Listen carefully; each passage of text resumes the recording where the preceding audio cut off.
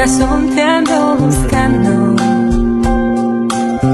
y como un tesoro tu palabra. Señor, tu espíritu, y todo será creado, y renovarás la faz de la tierra. Buenas noches, Padre. Gracias por estar con Noche. nosotros. Para todos, buenas noches. Nuevamente, feliz día de la Virgen del Carmen, que es una advocación muy cercana para todos. Bueno, mi nombre es Mario, Mario Estrada, soy padre hace 1 año y 7 meses, que lo he cumplido los otros días. Estoy de vicario en la parroquia Cristo Rey del departamento de Caucete, que está al este de la provincia. Ya hace 3 años llegué como diácono, así que bueno, estoy aquí acompañando al pueblo de Caucete. Bueno, tengo algunas funciones en la diócesis, en liturgia, en las obras misioneras pontificias, en la Legión de María, y bueno, desde principio de año como capellán de la Policía de San Juan. Así que para mí es una alegría, ya había dado un encuentro hace un tiempo, así que bueno, renovar también este acompañamiento con todos ustedes. Hoy vamos a ver, ¿sí? Vamos a profundizar en el conocimiento de los profetas preexílicos. Estos profetas, ¿sí? Que anunciaron, ¿sí? El destierro y que también en su anuncio, si bien le anunciaban al pueblo que se estaban alejando de Dios, también vamos a ver cómo estos profetas fueron anunciando la reestructuración, ¿sí? La restauración de ese vínculo. Mucha historia por conocer, ¿sí? Y que bueno, en este poquito tiempo vamos a tratar de hacerlo lo más concreto posible. Después les voy a mandar un Word, ¿sí?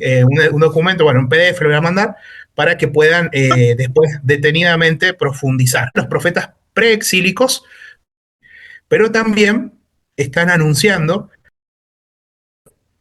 el contexto histórico es que este pueblo, el pueblo de Israel, estaba viviendo un tiempo de prosperidad económica, ¿sí? Y en donde estaba, en el medio de esta prosperidad económica, hay una profunda crisis, una crisis religiosa, moral y política, ¿sí? Esta crisis religiosa, moral y política eh, influía por completo en el pueblo, ¿sí? Un pueblo que se estaba, como les digo, alejando de Dios.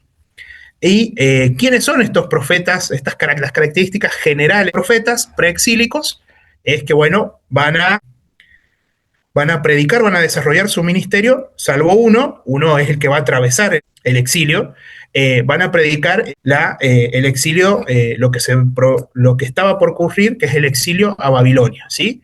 Esto nos ubicamos en la época del 586 antes de Cristo.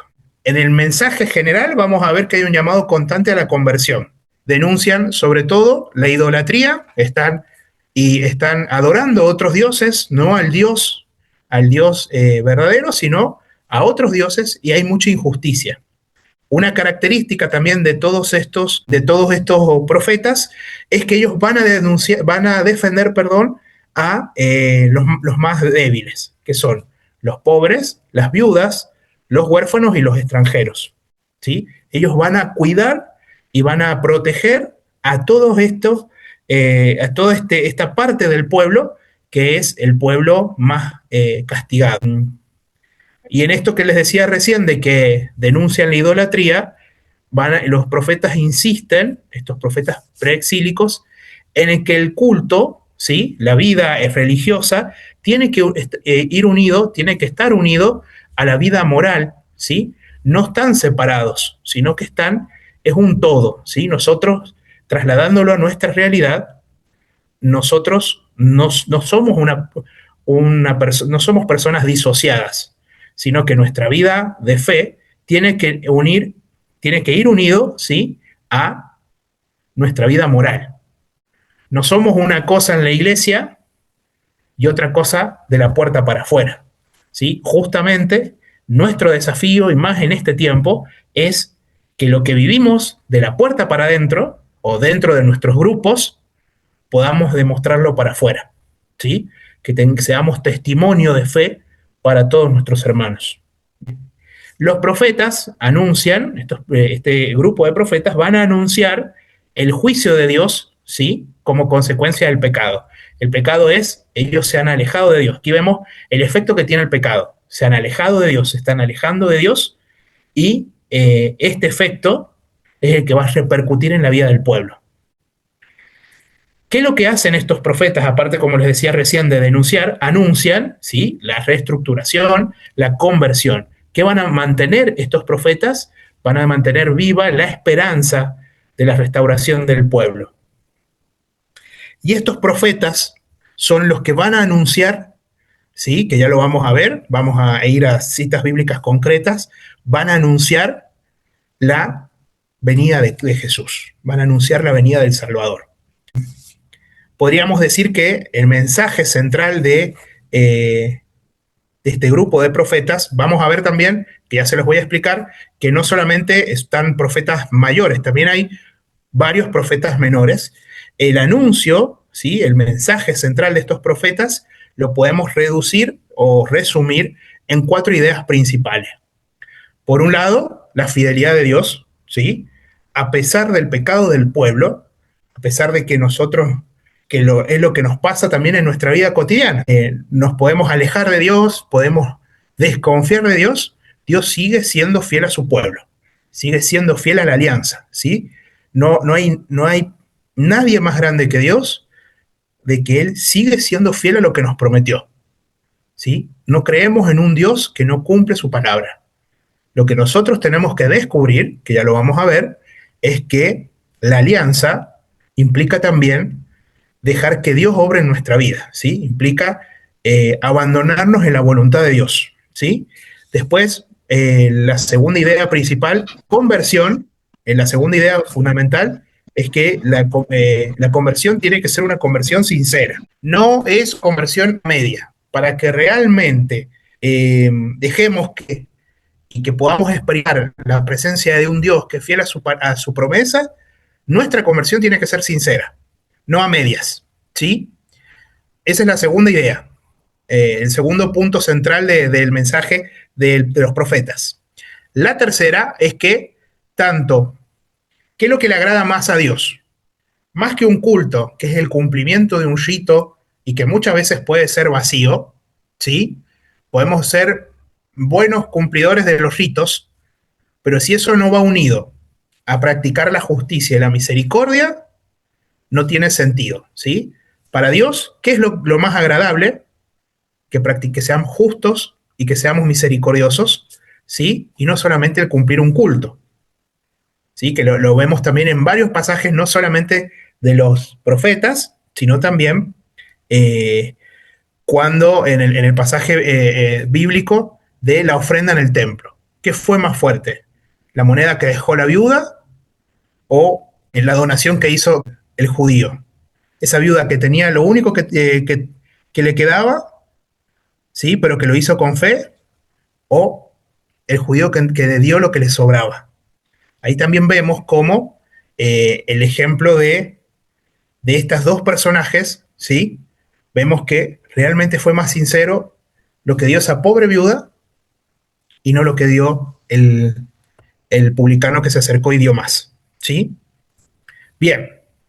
Y después lo último es que, si bien vamos a ver que en los textos bíblicos, ¿sí?, vamos a ver aquí la figura de un Dios castigador, ¿sí?, siempre después de ese enojo, de esa corrección, viene la promesa de la restauración y del Mesías, ¿sí? Por eso ahora los invito, primero les digo, ¿cuáles son los profetas? Por un lado tenemos al profeta Amós, ¿sí?, al profeta Oseas, ¿sí? Oseas es uno de los libros que personalmente me gusta más.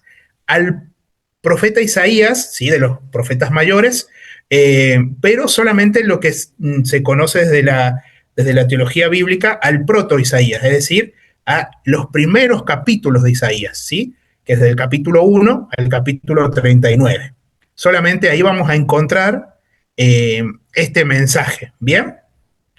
Porque bueno, lo que dice la teología bíblica es que quizás la segunda parte de Isaías, ¿sí?, Isaías está dividido en 3 partes, las otras 2 partes no serían escritas por el mismo profeta, sino que serían escritas por sus discípulos. Próximo profeta es Miqueas, Sofonías, ¿sí? Que bueno, Sofonías también tiene una de las profecías más bonitas, que ahora vamos a ver, Nahum, Habacuc, ¿sí? Y por último, vamos a tener a Jeremías, ¿sí? ¿Por qué están estructurados así? Porque es como se van ubicando los mensajes, ¿sí? Y es Jeremías quien es el profeta que anuncia todo lo que anuncia y denuncia que el pueblo se está alejando, ¿sí? Él es el que va a comenzar la misión antes del exilio y lo va a continuar durante el exilio, ¿sí? Entonces, en esta descripción es al último que vamos a ver, ¿bien? Los invito a que busquen el texto bíblico vamos a empezar por el profeta Amós, ¿sí? Y van a buscar Amós capítulo 8, versículos del 4 al 7. Quien lo haya encontrado, lo lee, por favor. Escuchen esto ustedes, los que oprimen pobres y quieren acabar con los necesitados. Ustedes, los que dicen, ¿cuándo pasará la fiesta de la luna nueva para que podamos vender el trigo? ¿Cuándo pasará el sábado para que vendamos el grano a precios altos y usemos medidas engañosas y pesas falsas? Compraremos como esclavos a los pobres y necesitados, cuando ellos ya no puedan pagar sus deudas, aunque solo deban un par de sandalias. Venderemos hasta el desecho del trigo. El Señor ha jurado por la honra de Jacob: jamás voy a olvidarme de todo lo que han hecho. Palabra Te de Dios. alabamos, Señor. Bueno, qué fuerte que es, ¿no? Está denunciando la inmoralidad del pueblo, ¿sí? Y al punto, qué tan inmoral es la situación del pueblo que van a comprar a los pobres, que encima los pobres son del mismo pueblo, ¿sí? Son hermanos. Miren cómo la inmoralidad del pueblo llegó a tal punto, ¿sí?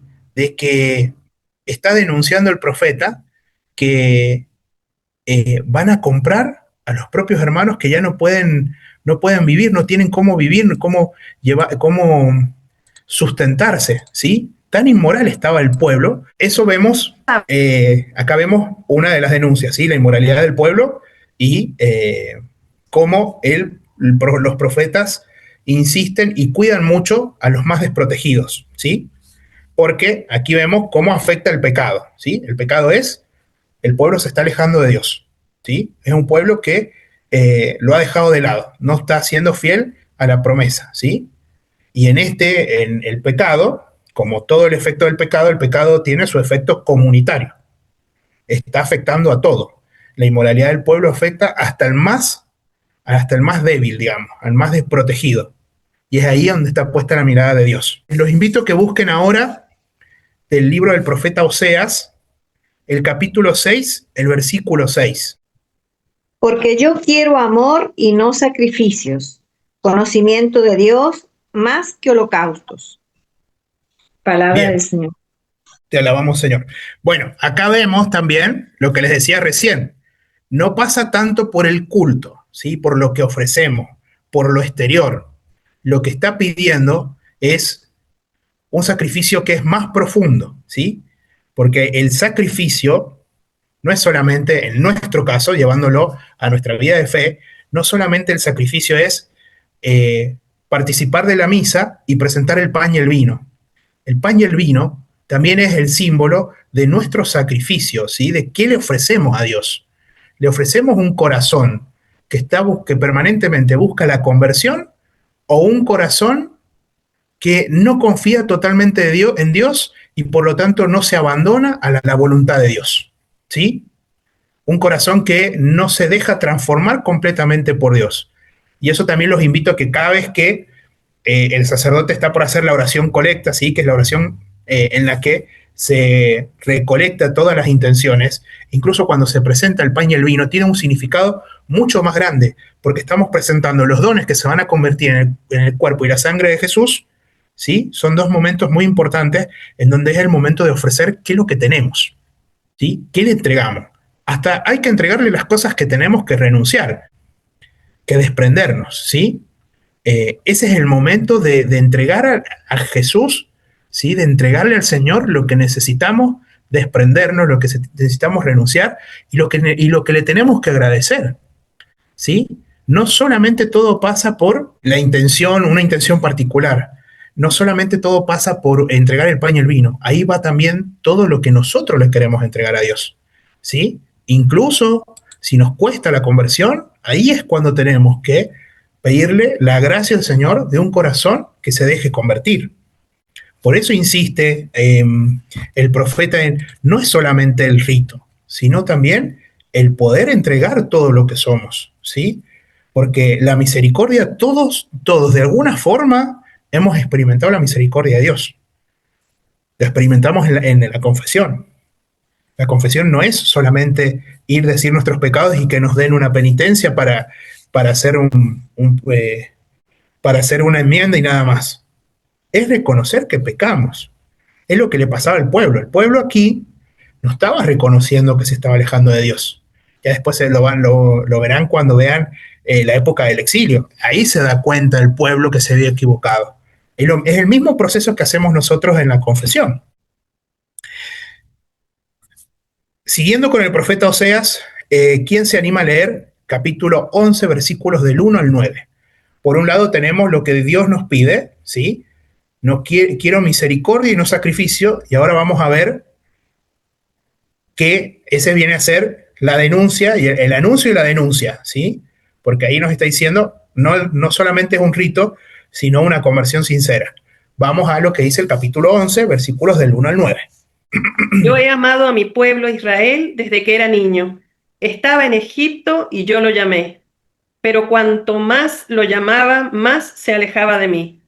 Mi pueblo ofrecía sacrificios a los dioses falsos y quemaba incienso a los ídolos.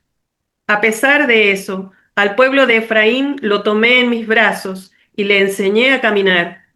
Pero ellos no reconocieron que yo los cuidaba.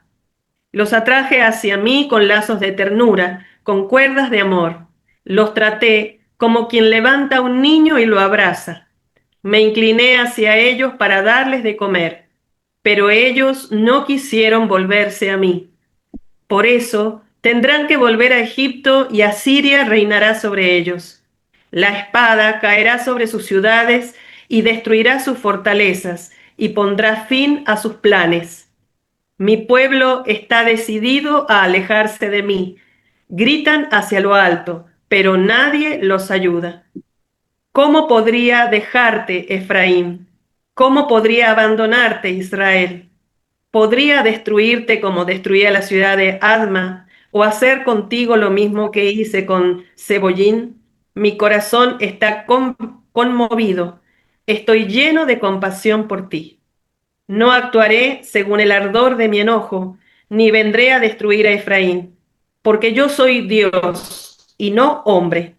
Yo soy el santo, yo estoy en medio de ti y no vendré a destruir la ciudad. Palabra de Dios. Te alabamos, Señor. Bueno, y aquí vemos un acto de amor tan profundo de Dios. Es uno de los pasajes más preciosos que tiene este libro, ¿sí?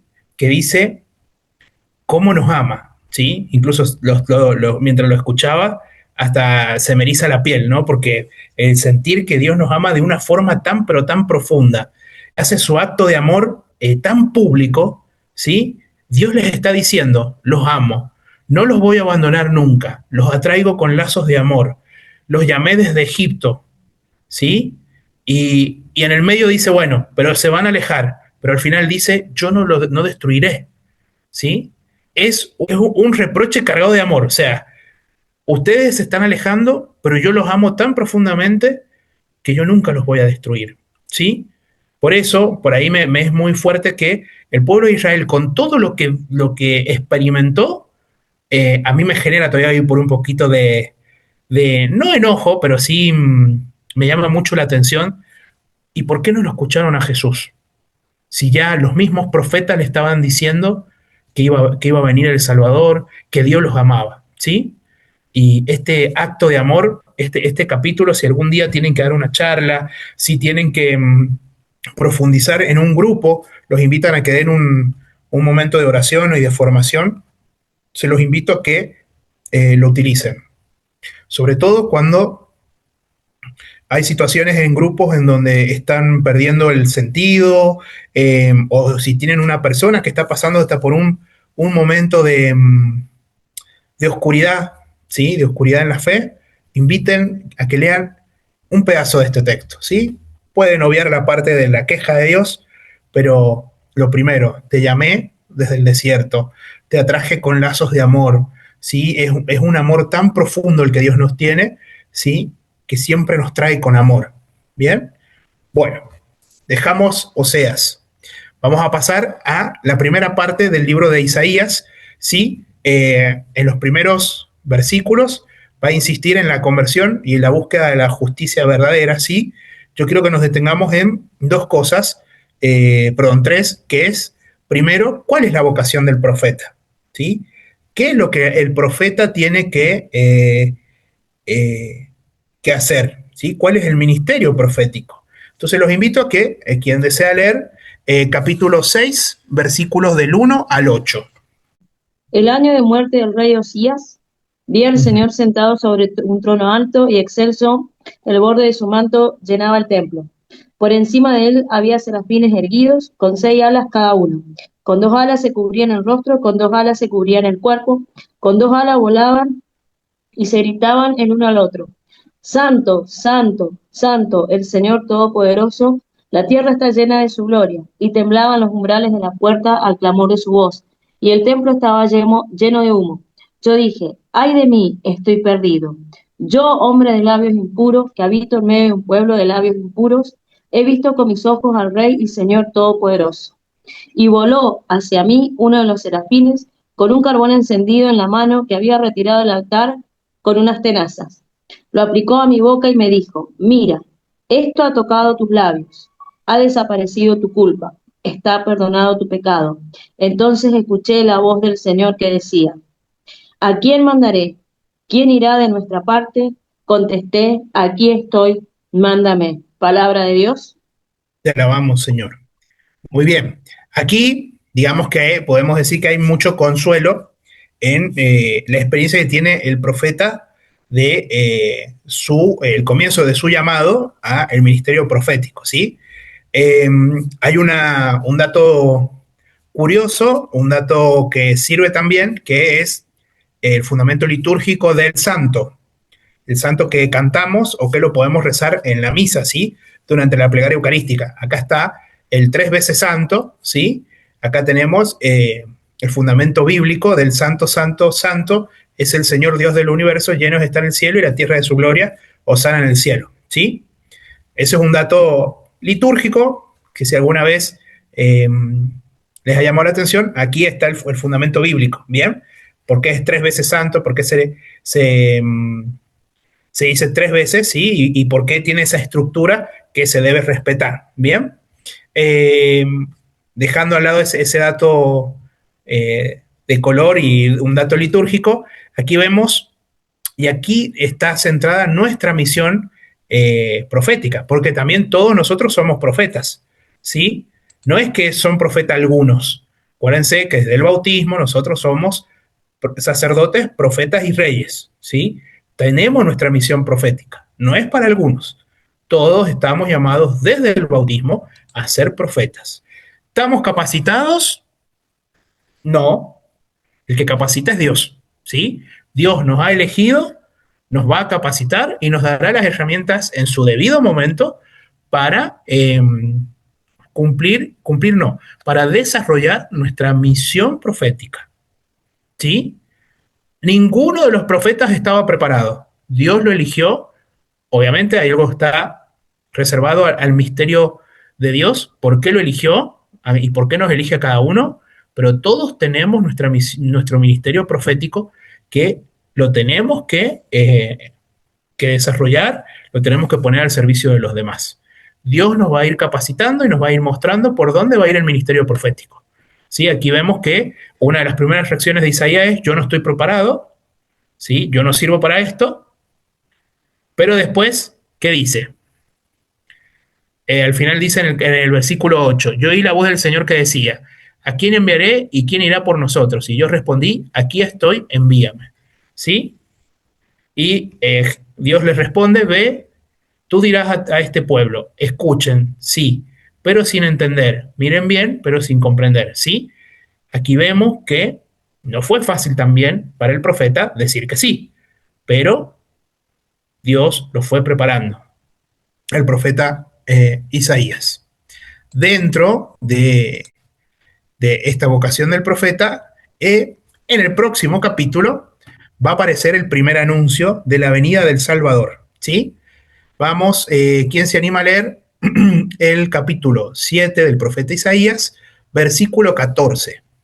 Pues el Señor mismo va a darles una señal.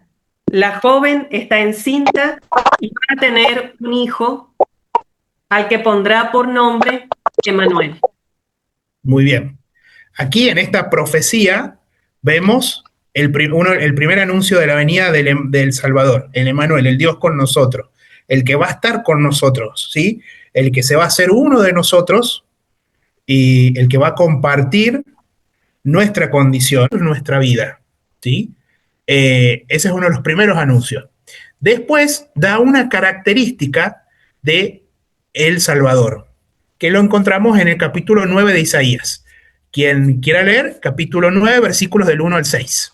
Acá vemos también, ¿sí?, las características que aparecen, ¿sí? El príncipe de la paz, ¿sí?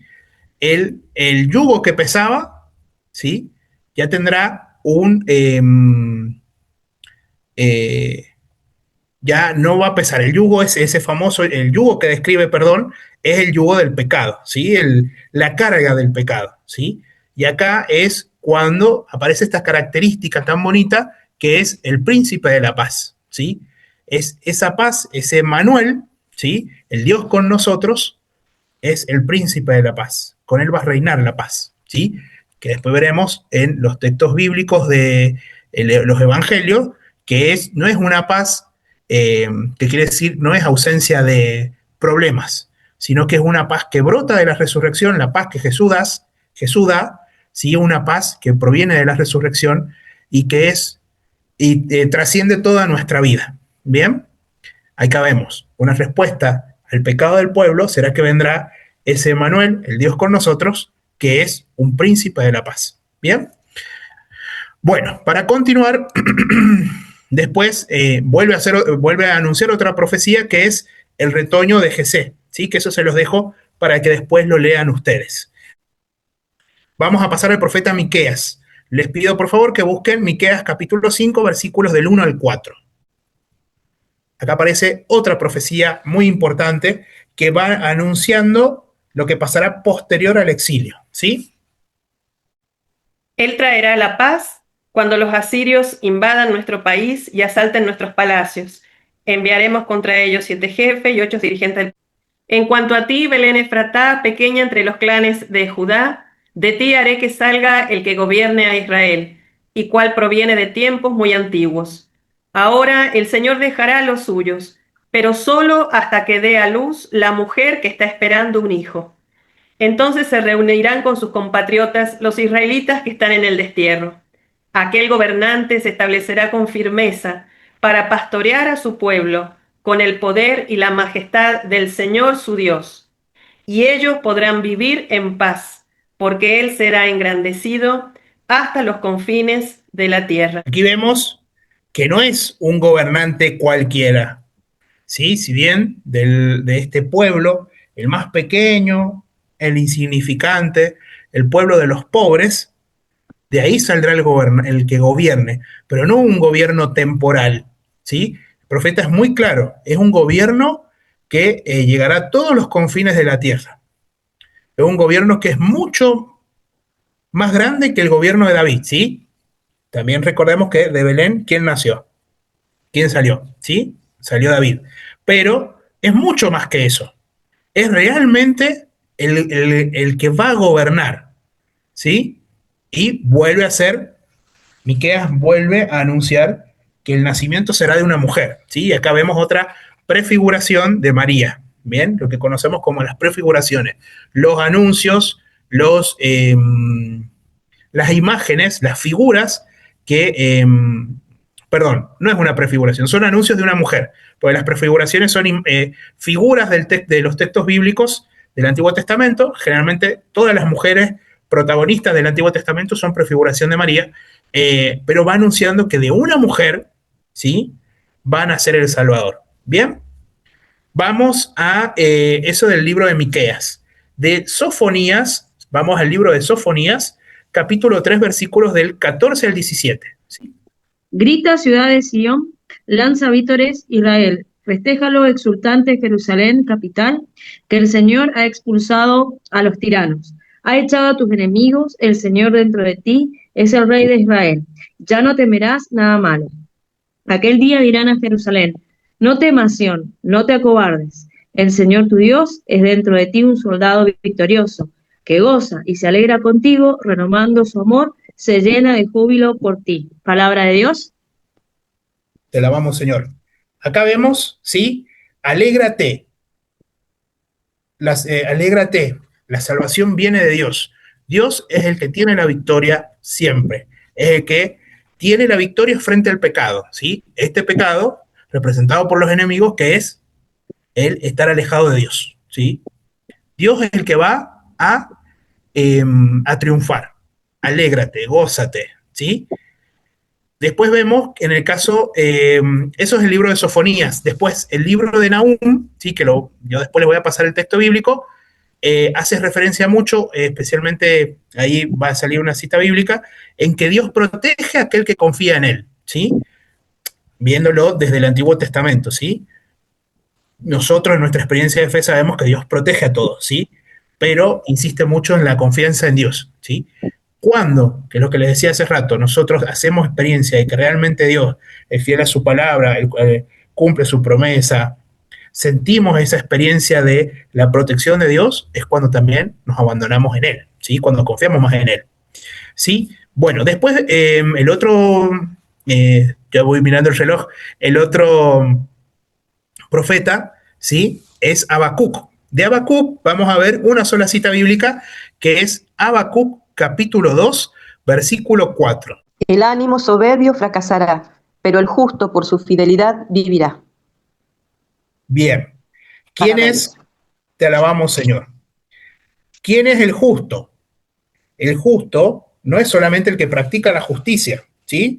Que eso lo vemos a lo largo de toda la historia, lo vemos en toda la Biblia, ¿sí? Tanto en el Antiguo como en el Nuevo Testamento. El justo es aquel que no solamente practica la justicia, sino que forma parte de la vida del justo, practicar la justicia. La justicia, obviamente, iluminada por Dios. El justo es aquel que se deja guiar por Dios, es el que se abandona en la voluntad de Dios, ¿sí? El justo es sinónimo de la santidad, ¿sí? La santidad es eso, ser justo, abandonarse en la confianza en Dios. El justo que se abandona y que confía plenamente en Dios es aquel que puede ser fiel, ¿sí? Que le cuesta menos la fidelidad a Dios, porque se ha abandonado en la voluntad de Dios. Ese es el justo, ¿sí? Vamos ahora, por último, al profeta Jeremías. Al comienzo del libro del profeta Jeremías repasaremos lo que es la vocación del profeta. Aquí también vamos a ver que a Jeremías le va a costar, ¿sí? Él va a sentir que no está preparado, pero bueno, Dios le va a decir que todo ese miedo que siente, ¿sí?, va a ser reconfortado por Dios, y nos vamos a tener en dos textos bíblicos. Uno es Jeremías capítulo 7, versículos del 1 al 15, es un poquito extenso. Ese les pido por favor que quien se anime lo lea. Recordemos que Jeremías su ministerio es antes del exilio en Babilonia y durante el exilio. Palabra que llegó a Jeremías de parte del Señor, en estos términos. Párate a la puerta de la casa del Señor y proclama allí esta palabra. Tú dirás, escuchen la palabra del Señor todos ustedes, hombres de Judá, que entran por estas puertas para postrarse delante del Señor. Así habla el Señor de los ejércitos, el Dios de Israel. Enmienden su conducta y sus acciones, y yo haré que ustedes habiten en este lugar. No se fíen de estas palabras ilusorias. Aquí está el templo del Señor, el templo del Señor, el templo del Señor. Pero si ustedes enmiendan realmente su conducta y sus acciones, si de veras se hace justicia unos a otros, si no oprimen al extranjero, al huérfano y a la viuda, si no derraman en este lugar sangre inocente, si no van detrás de otros dioses para desgracia de ustedes mismos, entonces yo haré que ustedes habiten en este lugar, en el país que he dado a sus padres desde siempre y para siempre. Pero ustedes se fían de palabras ilusorias, que no sirven para nada.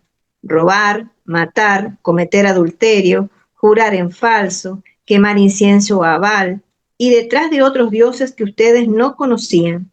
Y después vienen a presentarse delante de mí en esta casa, que es llamada con mi nombre, y dicen, estamos salvados, a fin de seguir cometiendo todas estas abominaciones. ¿Piensan acaso que es una cueva de ladrones esta casa que es llamada con mi nombre?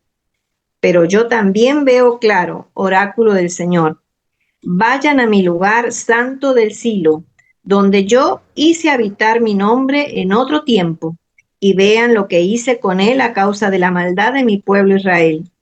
Y ahora, porque ustedes cometieron todas estas acciones, oráculo del Señor, porque yo les hablé incansablemente y ustedes no escucharon, porque yo los llamé y ustedes no respondieron.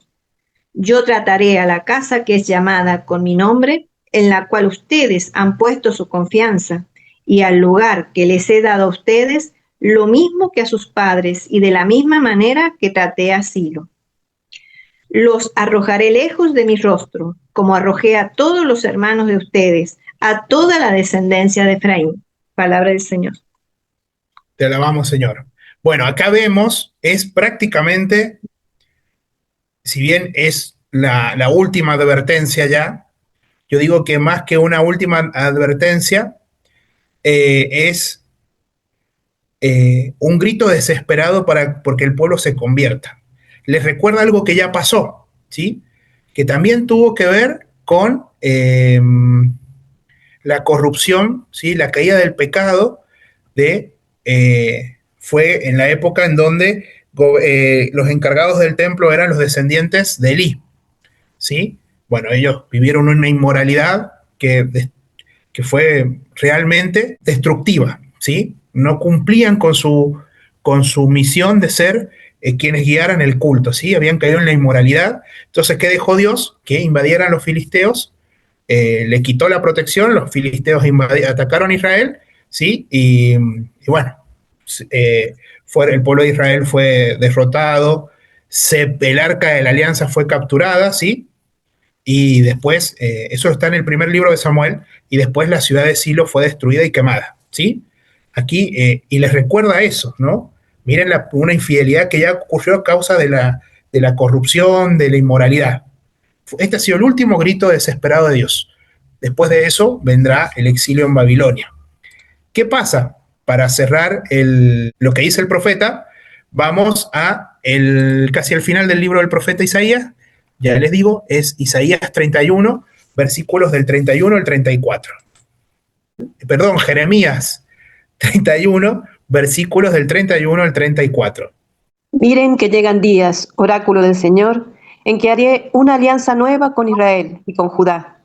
No será como la alianza que hice con sus padres, cuando los agarré de la mano para sacarlos de Egipto. La alianza que ellos quebrantaron y yo mantuve, oráculo del Señor. Así será la alianza que haré con Israel en aquel tiempo futuro, oráculo del Señor. Meteré mi ley en su pecho, la escribiré en su corazón. Yo seré su Dios y ellos serán mi pueblo. Ya no tendrán que enseñarse unos a otros mutuamente diciendo, tienes que conocer al Señor, porque todos, grandes y pequeños, me conocerán, oráculo del Señor, porque yo perdono su culpa y olvido sus pecados. Palabra de Dios. Te alabamos, Señor. El pueblo ha pasado por todo, ¿sí? Se ha ido al exilio. ¿Qué pasa acá? Pero no es todavía el final del libro, todavía le quedan varios capítulos. Dios vuelve a ser fiel a su alianza. Se alejaron, hizo su grito desesperado para que se convirtieran, ¿sí? pero en ese sermón precioso el sermón del templo que escuchábamos recién. Pero en este capítulo Dios vuelve a decir, yo volveré a meter mi ley, mi palabra en el corazón. Sí, acá también vimos un grito desesperado por la conversión y acá estamos viendo una confianza de Dios, un acto de fe. Yo sé que volverán a escucharme, yo sé que ellos volverán a mí, que se convertirán. ¿Sí? Y aquí vemos, ¿sí? Ya para ir haciendo un resumen de todo lo que hemos aprendido en este poquito tiempo, que la historia del pueblo de Israel y el vínculo que tienen con Dios, ¿sí? De estas fidelidades e infidelidades, vemos cómo Dios, ¿sí? Siempre nos muestra su amor. Sigue siendo fiel, sigue confiando plenamente en nosotros. No nos suelta la mano nunca. Sigue estando con nosotros, sigue acompañando nuestra vida. No, no es un Dios que se olvida, no es un Dios ausente de nuestra vida, sino que por diferentes situaciones de nuestra vida, ¿sí? Nos alejamos de Dios en algunos momentos, pero Dios nunca abandona su creación, ¿sí? Porque somos su tesoro, somos su obra, ¿sí? No abandona nunca lo que creó, sino que también respetando las libertades, nos va enseñando que a pesar de nuestros errores, ¿sí? El error nos muestra que Dios está. Cuando nosotros nos acercamos a la confesión, ¿sí? No nos estamos confesando con el cura. Lo que nosotros estamos haciendo cuando confesamos nuestros pecados, estamos reconociendo nuestra fragilidad, ¿sí? Estamos reconociendo que nos equivocamos, ¿sí? Por eso la confesión no es un acto jurídico, sino que es un acto de misericordia, en donde nosotros reconocemos que nos equivocamos, que necesitamos de Dios y le pedimos el perdón. Pero cuando nosotros recibimos la penitencia, ¿sí? No es una pena, sino que es, bueno, aprender de lo que nos equivocamos para mejorar. No hay que verlo como un castigo, ni como una pena jurídica, ¿sí? Sino que es un ejercicio para mejorar la virtud, para ser justos, para confiar más en Dios, para abandonarnos, abandonarnos plenamente en Dios, en su voluntad, ¿sí? Todo lo que le pasa al pueblo, ¿sí? Es un ejemplo de dónde pasa también nuestra vida, ¿sí? Nos vamos a identificar muchas veces con el pueblo. Y los profetas que nosotros tenemos en nuestra vida, ¿sí? Son muchas veces los que nos rodean, con los que compartimos la oración, con los que compartimos los momentos de oración, con los que compartimos nuestra vida familiar, ¿sí? Que son instrumentos de Dios y que nos van también indicando cuando nos equivocamos, cuando hemos hecho las cosas bien, ¿sí? También son profetas los que nos rodean. Nuestra vida de fe está rodeado de profetas que nos van mostrando el camino, que nos van ayudando con una palabra de aliento, con una corrección fraterna, con un aprendizaje, ¿sí? Eso es lo que nos muestran estos profetas.